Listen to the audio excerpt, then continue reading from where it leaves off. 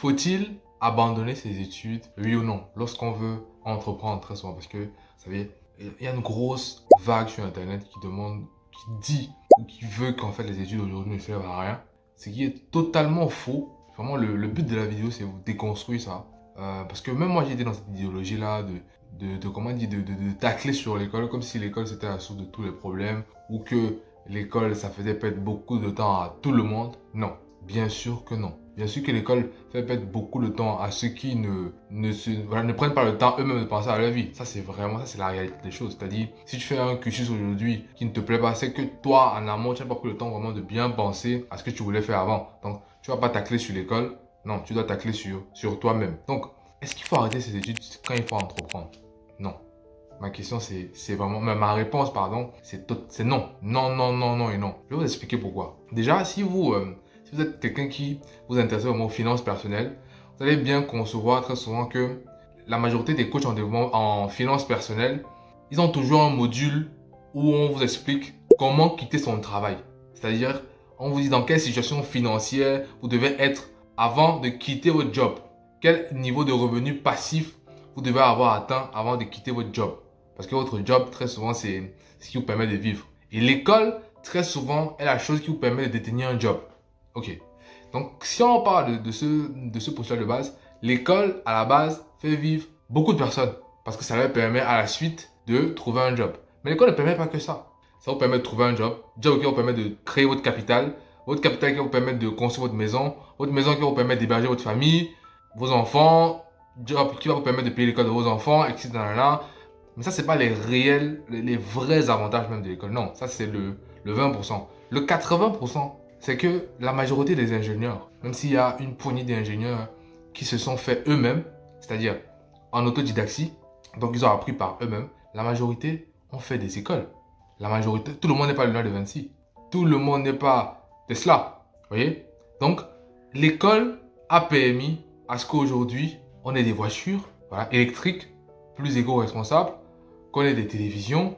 Bref, tout le numérique, toute l'économie numérique, c'est grâce à l'école. Une grosse partie, ça vient bien évidemment de l'école. L'école aussi, ça nous a permis, en tout cas beaucoup, à lire au moins et écrire. Donc, très souvent même ceux qui taclent l'école, c'est des personnes qui sans l'école ne sont rien. Encore autre chose, l'école vous permet de rencontrer des gens quand vous allez à l'école. Bien sûr que vous êtes dans des groupes, des projets, vous rencontrez des gens, vous rencontrez du monde, vous faites du réseau grâce à l'école. Il y a beaucoup d'amitiés solides aujourd'hui qui se sont faites à l'école. Il y a beaucoup de grandes entreprises aujourd'hui qui se sont faites, par exemple Mark Zuckerberg, c'est à l'école qui fonde Facebook. C'est parce qu'il veut interconnecter des étudiants d'université. Donc, s'il n'était pas parti à l'école, l'idée ne lui serait jamais venue. Si Bezos ne savait pas lire et qu'on n'avait pas appris à l'école à lire, je ne pense pas qu'il aurait ouvert Amazon.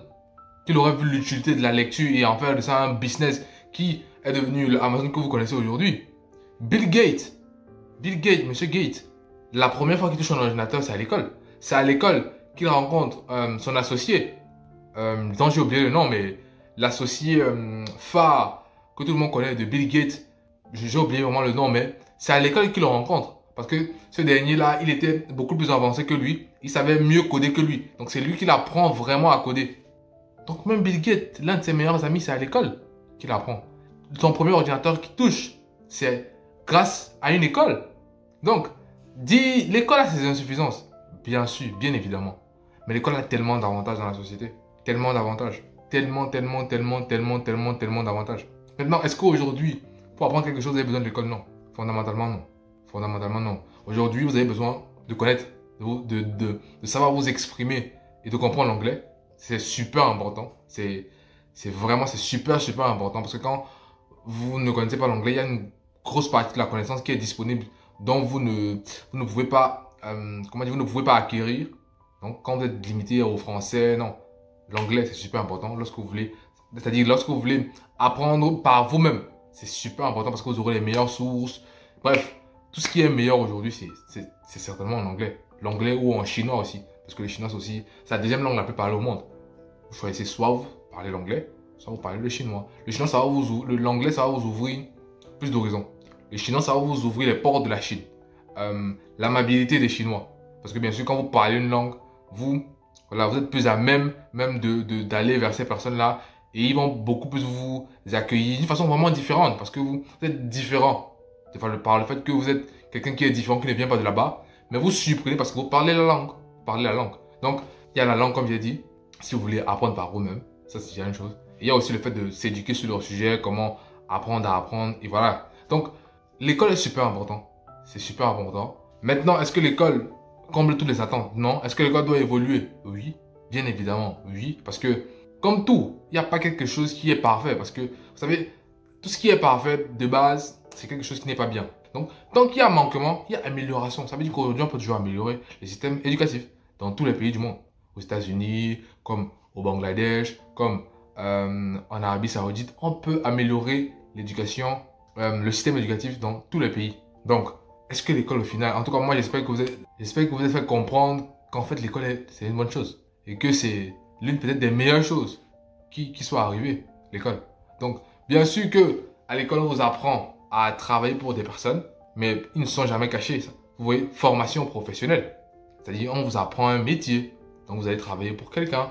On ne vous apprend pas à travailler pour vous ou à créer votre entreprise, même s'il y a des écoles d'entrepreneuriat. On vous apprend à travailler pour d'autres personnes. Donc vous ne pouvez pas vous fâcher et parce que vous voyez plein d'entrepreneurs réussis, et vous êtes frustré par le fait que vous échouez. Non, très souvent, comment dire, et pour moi, être dans cette polarité, c'est-à-dire quand vous êtes entraîné pour être salarié et que vous échouez, quand vous êtes échoué, quand vous voulez vous lancer en entrepreneuriat, c'est pour une raison principale, c'est qu'en fait, vous n'avez pas la mentalité de l'entrepreneur. Sauf que la mentalité de l'entrepreneur, on n'apprend pas ça à l'école. Pas du tout. La mentalité de l'entrepreneur, c'est vraiment au feeling. Pas au feeling, mais c'est sur le terrain que tu apprends. La mentalité des salariés, c'est à l'école. C'est-à-dire, tu t'assois, tu écoutes, ensuite tu restitues. Donc, tu dois restituer forcément quelque chose, la même chose au travail. C'est-à-dire, tu arrives, tu t'assois, on te donne des directives et tu restitues un rendu. En tout cas, tu dois proposer quelque chose, fondamentalement. C'est ça. C'est ça qu'on apprend à l'école et c'est ça que vous faites au final au travail. Mais c'est extrêmement important. Voilà. Donc, l'école, c'est extrêmement important. Le social que ça vous apporte, donc avec tous les bénéfices du social que ça comporte, l'éducation que ça vous donne, l'ouverture d'esprit que ça vous donne. Tout dépend à quel point vous-même prenez conscience de vos études aussi. Donc, sur ce, j'espère vous avoir éveillé sur le sujet. C'était Alfred et passez une bonne journée.